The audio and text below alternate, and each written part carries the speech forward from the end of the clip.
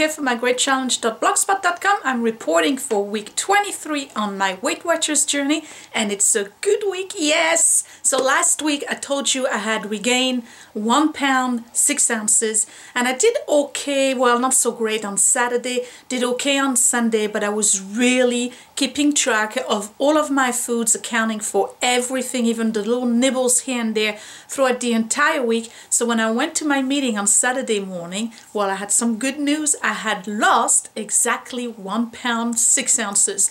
So I'm still 2 ounces above my biggest loss. So right now I'm at 14 pounds and 6 ounces weight loss. I had lost 14.8 a couple of weeks ago, if you remember.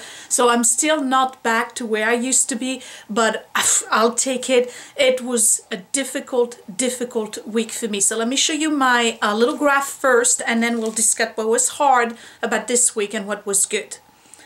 Okay, so here's my weight tracker, and let's see if I can show you. All right, so this is last week when I had regained 1 pound and 6 ounces, and this is this week where I had lost the 1 pound and 6 ounces, and I think that somewhere around here was the one where I had lost you know, the most weight.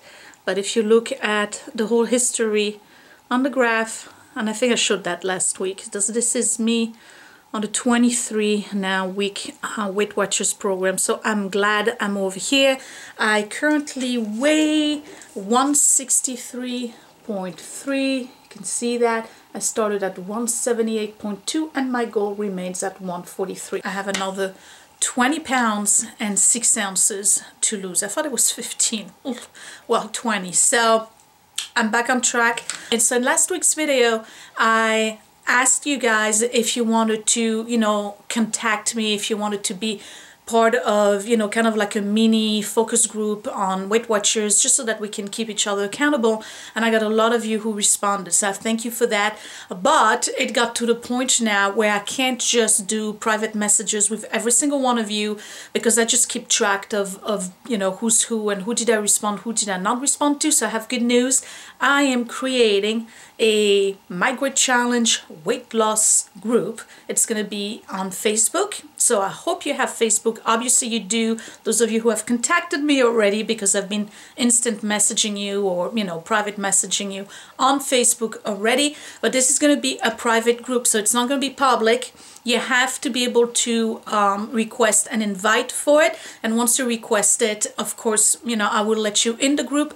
But there's going to be no rules, really. You don't have to be on Weight Watchers. If you're doing any other type of weight loss program right now, you're welcome to join. It's just about us being able to support each other, report on a weekly basis on how we're doing. Maybe we can share recipe, share pictures of what we are currently eating for dinner, for lunch, for breakfast. It doesn't matter.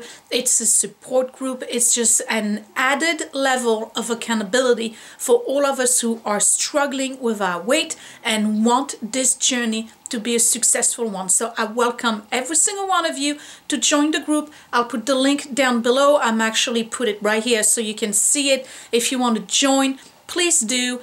You're not going to regret it. I'm going to try to be as supportive as I can. And you know how I am. You know, I'm always going to be having like some cheerful moments and then sharing a lot of information, articles that I find online, you know, tidbits here and there about weight loss and, you know, healthy habits, things like this. So that way we can have a forum for all of us to kind of share ideas, communicate with one another, and be supportive. So yeah, that was my big announcement for this week 23 update. Now, how did I do? There's no secret. You track, you're accountable for what you eat, you lose weight. That's it. If you don't track, you're not accountable, you don't lose any weight, or you gain some weight. It's that simple. Now, a lot of you responded to my video from last week about the things that I was saying, about the difference between the seeking pleasure and the avoiding pain. And I thank you for your feedback on that. I guess it did strike a chord in a lot of you, and I'm very happy. I'm not trying to be a motivational speaker or anything like this, but there are some things that I'm discovering about myself and life in general as I'm going through this journey, and I just want to be able to share those things with you. So The meeting. Went to the meeting on Saturday, and the whole meeting premise this time around was the difference between a serving and a portion. So a serving, really, she explained it to us as this is what's recommended on the package. Like, for instance, they would tell you a serving of cereal is 3/4 of a cup.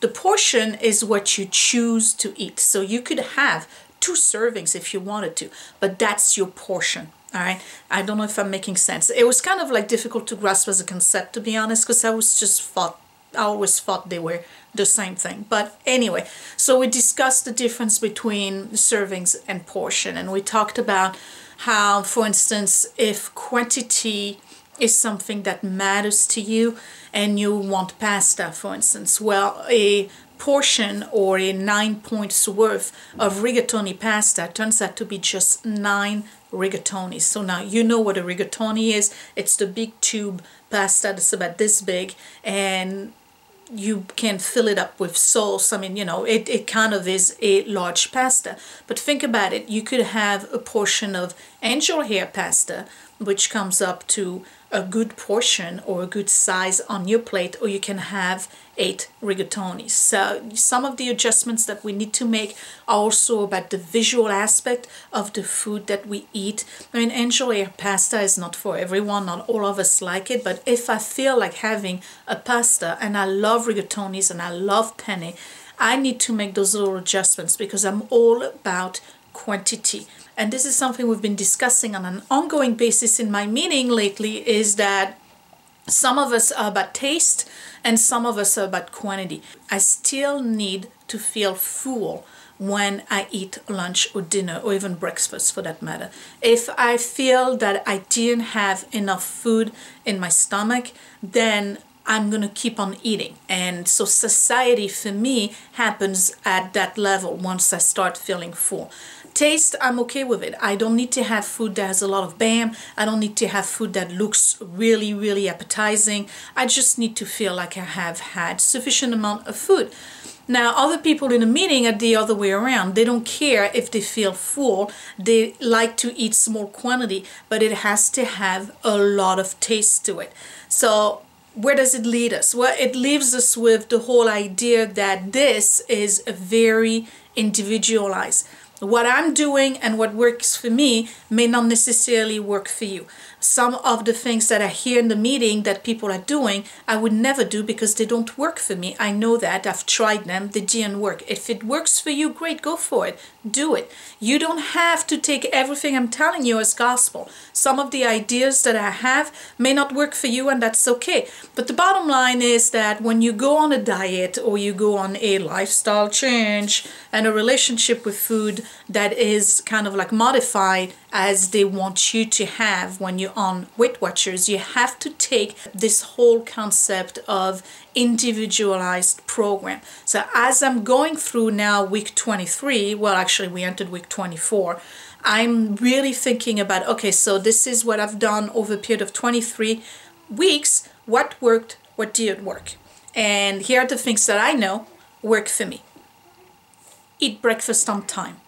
If I don't have my breakfast early enough in the morning and I have a late breakfast, I'm going to grab whatever is available around 10:30, 11, and because I skip breakfast. And then after that, once I put an X on lunch and breakfast, it just goes downhill. It just does. So I have to make sure I have to have my breakfast. If I skip that, then I'm not doing good for the rest of the day because my whole body, I guess, is out of balance. So what I've done this week that really worked for me, and you know, I start with a smoothie in the morning, and then I probably have like either a bowl of cereal or one of those Weight Watcher sandwiches, the breakfast sandwiches.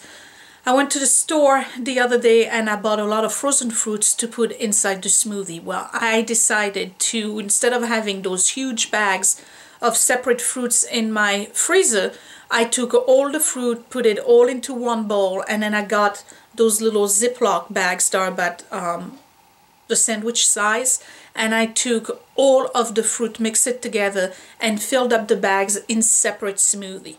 So what I did with this was separate all of my smoothies. So I had about maybe 11 smoothies that were made already. I mean, I didn't mix them or anything, but I had what I needed to put the smoothies in. So that's already eliminating one step for me. When I need to make breakfast, I just have to take one bag, put it into the NutriBullet, add the banana, add the almond milk, and that's it. It requires no thinking. But I've also realized that when I'm really hungry, what I do in the afternoon, instead of grabbing something that's going to be 2.4 points, even though it's a low point snack, it's taking away from my balance for the rest of the day. So that means that dinner, I'm not going to enjoy it. Remember, I'm about quantity. So what I've been doing, and that really worked for me. So now again, that's not for everybody.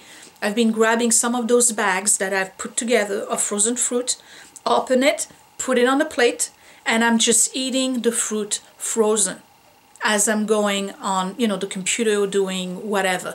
I love it. It's almost like having an ice cream. For me, it works. It helps me tie in between a lunch and a snack, and then the snack and dinner. If I didn't have enough points left for the rest of the day, I don't feel hungry. Being hungry is not a good feeling for me. I don't like that feeling at all. And I guess that's why I had such a problem with my weight most of my life. So that's one of the tools that worked for me.